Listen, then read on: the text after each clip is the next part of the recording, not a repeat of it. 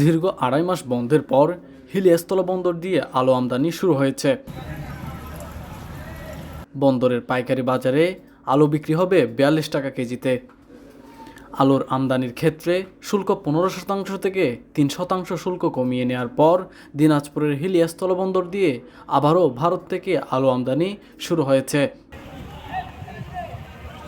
আজ বুধবার দুপুর ২টার দিকে ভারতীয় আলু বোঝাই দুটি ট্রাক প্রবেশের মধ্য দিয়ে আলু আমদানি কার্যক্রম শুরু হয়।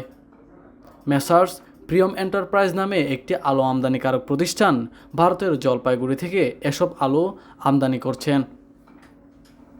এর আগে চলতি বছরের গত ৮ জুলাই এই বন্দর দিয়ে সর্বশেষ আলু আমদানি হয়েছে এমন তথ্য নিশ্চিত করেছেন হিলি স্থলবন্দরের উদ্ভিদ সংঘ নিরোধ কেন্দ্রের উপকারী কর্মকর্তা ইউসুফ আলী।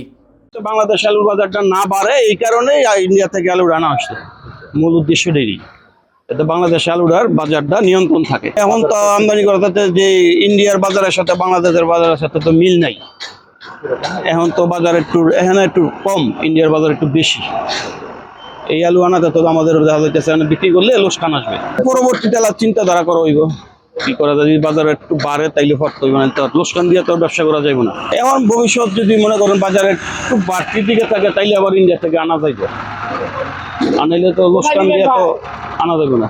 এইটা আমরা তো চিন্তা করছিলাম কন্টিনিউ। আমাদের তো মাল বিক্রি করা আছে, অনেক বহু মাল বিক্রি করা আছে। এখন হয়তো দেখি বাজারটা একটু যদি না বাড়ে তাইলে তো আর সম্ভব নাও নয়। কি নাম আপনার জন্য?